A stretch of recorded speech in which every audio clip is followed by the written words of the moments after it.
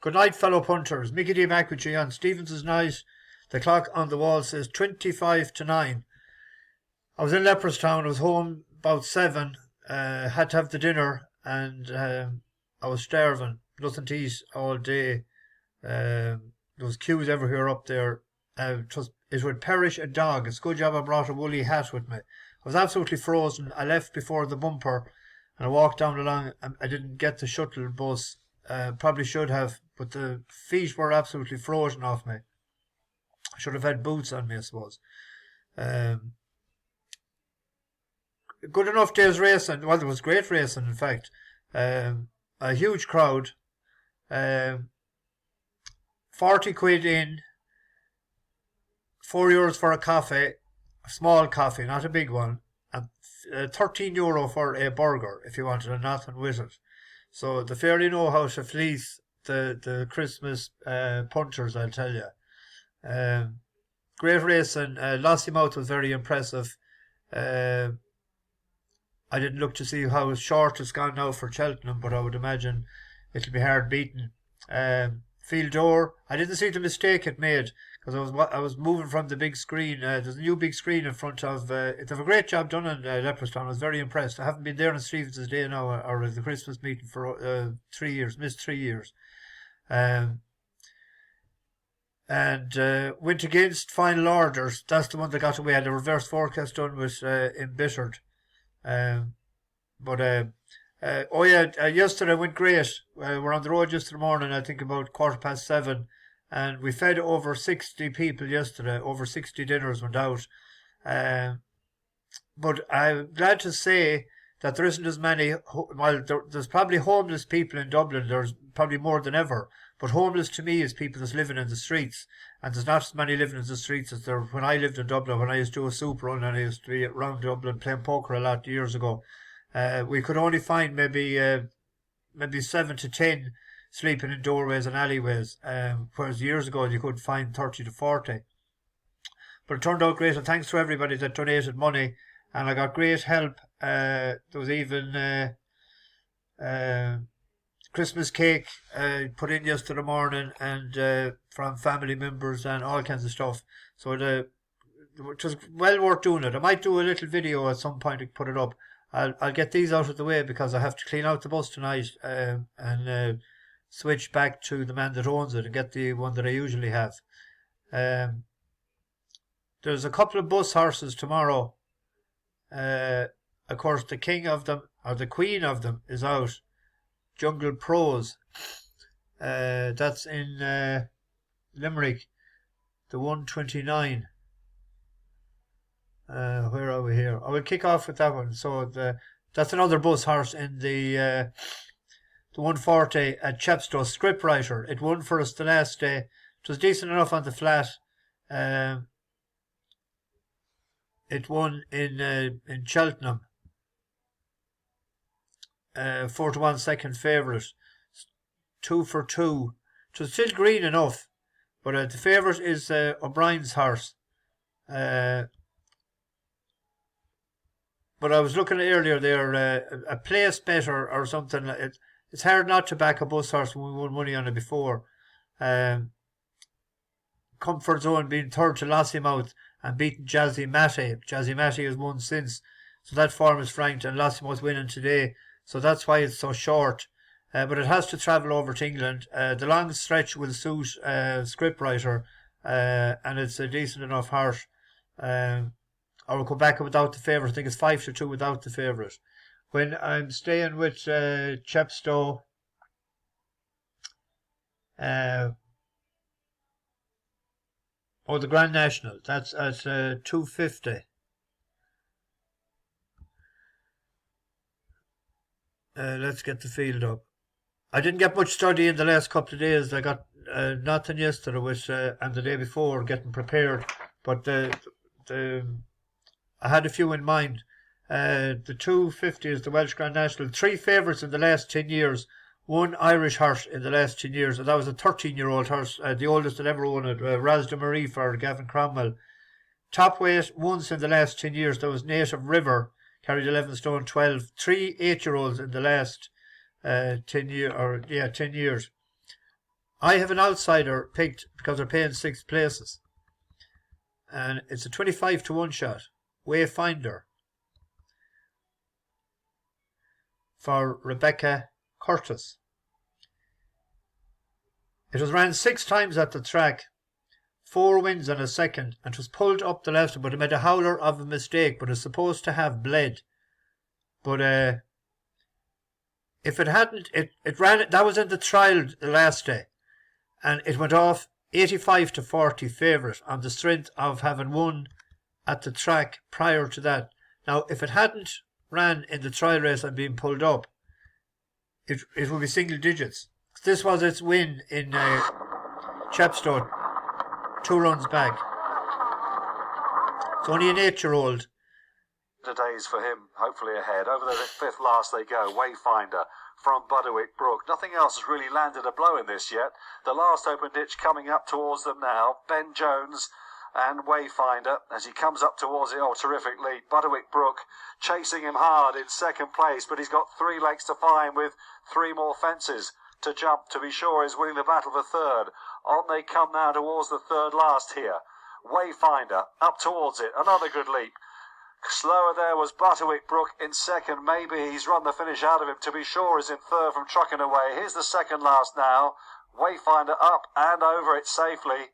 And he's clear by about 6, 7, 8 lengths maybe. 1 more fence to go for this horse Wayfinder, who absolutely loves it here at Chepstow. Comes up towards the final fence. Pops over it okay. Not his most fluent jump, but to the race is all his now as he races up inside the closing stages. Budderwick Brook is giving chase, but Wayfinder is going to make it 4 out of 5 here at Chepstow, and he's unbeaten over the course and distance in 3 for the Rebecca Curtis. He wasn't snug enough that day, and he's an 8-year-old. Now, there is the danger, you see, when they're coming back after, especially breaking a blood vessel. But I thought at 25 to 1, paying 6 places, he was worth a shot. The 309 at Kempton, I think there's a horse overpriced in it. It's last year's winner, 5-star Getaway, and it's running off the same mark, 130. 15 to 2 there. They're paying 4 places. Where is he here? He's carrying 10 stone 13 for Christian Williams. He has 2 runs this year. The last time he was 5th in the Beecher Chase. So it has been targeted for this race. He won last year, first time out from, first time out after 3-month break for 130, and he has a couple of runs this year. I thought he was overpriced at 15 to 2. That's in the 309 at Kempton. Then the last race at Kempton as well. Tomorrow, I think there's a horse that No Ordinary Joe. Now this goes well fresh as well. It's lightly raced. Something must have happened in the last time. It was pulled up. The 18th of December, so he's off more than a year. But he won a bumper first time out. Then he won a novice hurl first time out. And in the Greatwood in November 2021, he was 3rd to West Cork in the Greatwood. And then he only had 1 runner after that. So he's lightly raced. He's only ran 6 times, but he's won 3 of them. He's 9 to 2 favourite there across the board. You could back him each way just to be sure, because the chance there, that if he's 2nd or 3rd, you don't lose money, or in an each way look at 15. I'm trying to be safe tomorrow. Similar with the 220 at Leopardstown. There's a horse that interests me there. Is first time out for Willie Mullins, Winter Fog. It has left Emmett Mullins, and when it was last year, first time out, it was 2nd in Leopardstown in that good hurdle race that Panda Boy won. So if you look back at his form there, after point, he was straight into maiden hurl. He was 7th to Gentleman to Me. Then April he won maiden hurl, beat Captain Kangaroo, who was a decent yardstick. Then he was off for a while, and first run back last year, second to Panda Boy. So he's gone to Willie, and Willie be trying, I would imagine he'll have him fit, ready to rock. And that's, what price is it there? 7-1, and they're paying 4 places. I have to get to Limerick, because I'll be rattling on the, where are we here? The 129. Jungle Prose. It's going for its 5th win. It has won 4 for us. This is a grade 2. The ground is the worry for this horse from Richmond being out of Yates. But she's progressing well, I must say. Calanese Star will love the ground because it's out of Calanese. They love cut, even though it won a Breeders' Cup turf on Good Ferrum. Small field, this is the smallest she'll have faced in a while, or because they were all big handicap hurls, like, and but it'll be mighty to see her winning 5 in a row tomorrow. If I feel anyways middle in the morning, I might drive down. I'm definitely not going to Punchestown anyway tomorrow, I don't think. It's too packed today. Going to get into the betting shop or nothing. I got perished. So I might go to Limerick to see the mayor tomorrow. And then in Limerick as well, when we're at it, the last, the handicap hurl. There's a good bit of money for the truant. It's 8 into 4s there with 365. It was second in this race last year. But I thought it was an eye catcher the last time it ran was in a first handicap hurl was the Connector for Michael Horrigan. It's for JP. And I said the minute that ran that day, I was watching him, I says, Limerick at Christmas. As you can see, it off 33 to 150 to 151, 150 to 1, and it was down the field. Then first time out, bit of money for it, 9 to 2 second favourite, 13 of 15. The last day, no money for it, but it's a big, strong horse.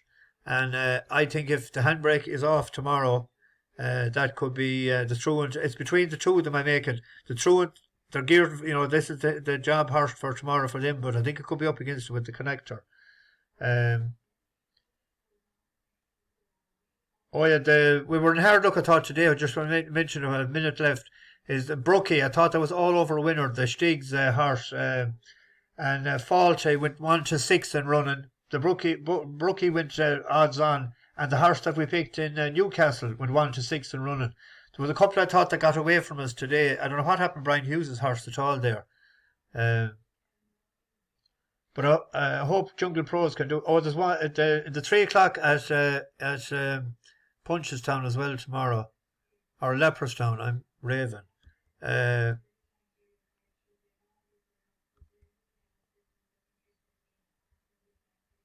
top weight, we have the Stig has Panda Boy picked. A lot of money for it. You can see there it's favourite. But Ciel de Neige, it's a classy enough horse. It's they're paying 6 places and Town in for Willie. It's only a 7-year-old. I know it's carrying top weight, but it's a 14 to 1 shot. So JP has a lot of them horses, and they'll be targeting them for the races like that. Anyway, I'm longer on than I thought it'd be. I'll get a couple hours studying tonight because they ain't going out just after I tidy the bus out. And I'll try and be back tomorrow night with a couple of solid ones for the next day. Bash the bookies over and out. I did get back to some of the comments this afternoon to answer them back.